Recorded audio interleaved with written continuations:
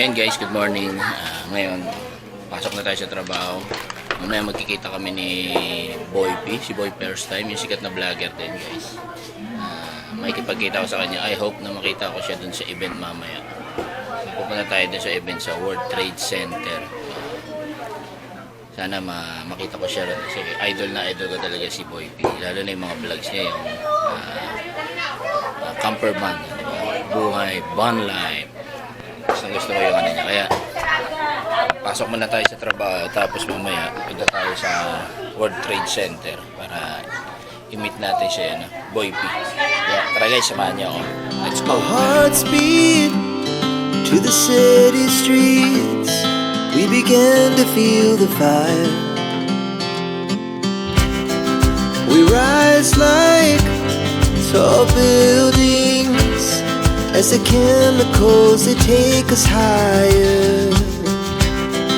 The night's young, it has just begun, as she puts her hand in mine. We wanna chase the night, wanna dance to the light, pull the stars from the sky, just two hearts running wild. Never sleep, never stop, every shot from the top. We're gonna be two hearts running wild. Ayun guys, nandito na tayo sa trabaho. Elevator. So yun guys, nadaanan ko na kanina yung World Trade Center, tapos nakita ko sa labas nung event na yon, may mga tent na malamang sa malamang, isa pang tent doon, nandun na si Boy P, si Idol. Pero wala pa yung game, maaga pa. Pero mamaya. So excited ako na makita natin si Idol, Boy First Time. Sana ma-shoutout niya tayo dun sa vlog niya, di ba? Tapos maano niya tayo? Ma-promote niya yung natin, yung YouTube channel. Di ba?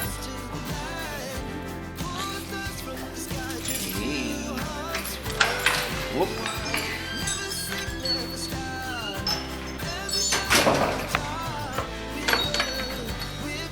Uy! Walang tao Uy!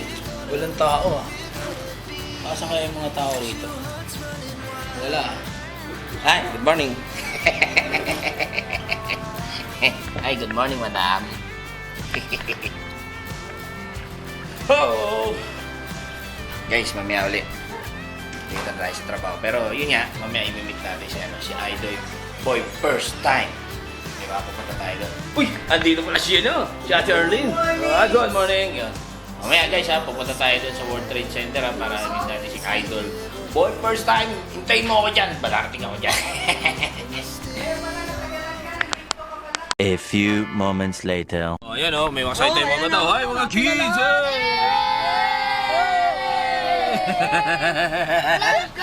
Liliko na ako dito. Dito lang kayo. Dito, tabi. Sige na. Bin natin. Salamat po.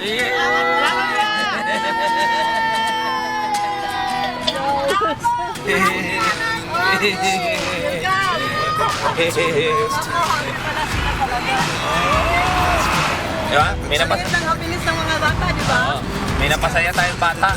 Sa simpleng sakay. Masaya na sila. Yeah, ayos. But now I'm seeing all the signs.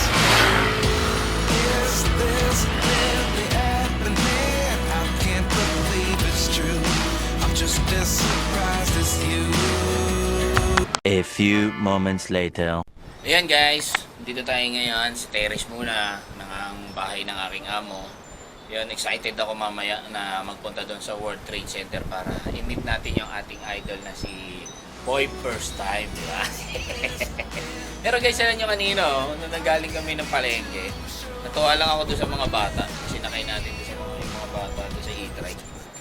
Alam mo yung simple lang yung kasiyahan nila, diba? Nakasakay sila ng e-trike kahit saglit. Tapos iba yung saya sa kanila. Kaya pati ako naging masaya rin. Diba? Ganda ng view, Ay! Parang parang nagdo-drone shot. Ang ganda. Dito yan sa Makati, guys. Wow! Dami halaman.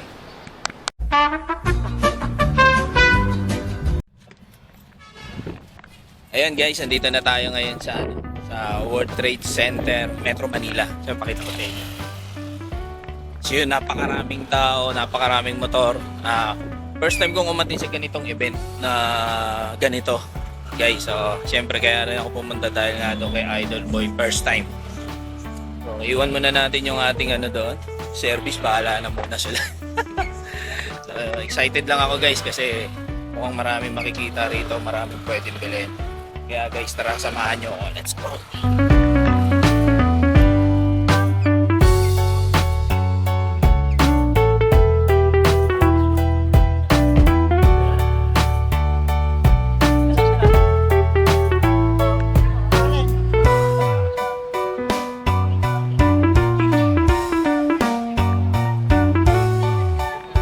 Ayan guys, hindi ko alam kung saan banda rito si Boy P. Hanapin na lang natin kung nasan siya banda. So first time ko lang papasok dito sa loob eh. Kaya tara, let's go. So yun guys, andito na ako sa loob ng ng World Trade Center. Napakalamig. Siyempre ang first subject natin, hanapin natin yung idol natin na si Boy P. Kasi baka mamaya wala na siya. Nakauwi na siya, di ba? So Gold, ang pangalan ng company ay Gold. So, kailangan nating hanapin yung guys para siyempre kapag-picture tayo, makahingi tayo ng ticket, di ba? So, hindi natin alam kung nasan siya banda. So, first time natin ito guys. So, napakarami, napakaganda rito guys.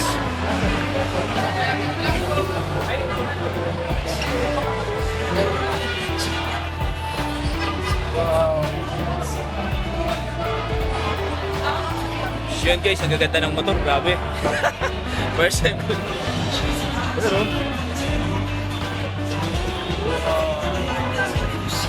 Yan guys, syempre bago ang lahat. Ang pakay natin, di ba? Hanapin natin si Boy P. Hindi natin alam kung nasan. Ayun na, guys, nakita ko na yung yung Golf. Sana nandito si Idol Boy P. Tapos saka tayo bibili ng mga dapat bilhin, yung dapat tignan. So, dito muna tayo. Let's go!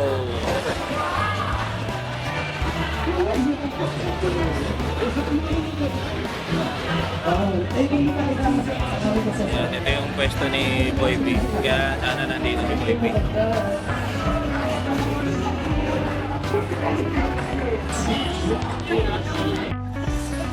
So yun guys, hindi na natin naabutan si si Boy P. Siguro baka nakauwi na kasi anong oras na tayo pumunta. Pero ito, meron pa rito mga sikat na mga vloggers. So andito, tingnan natin yung mga nagpapalaro, di ba? Sir, ilan yung kaya mo? 20. Kaya mo ba? 30. Bibigyan kita ng cardboard. Sige, 30. Ayun na yun. Oh, sige, game. Sabi ni Kuya, ay sabihin natin bilangan. 30 yan, sir. Ang challenge is 30. Ayan. Patingin. Pero siyempre, dapat talungin mo yun si sir. Kaya yan? Nakatali mo yun eh.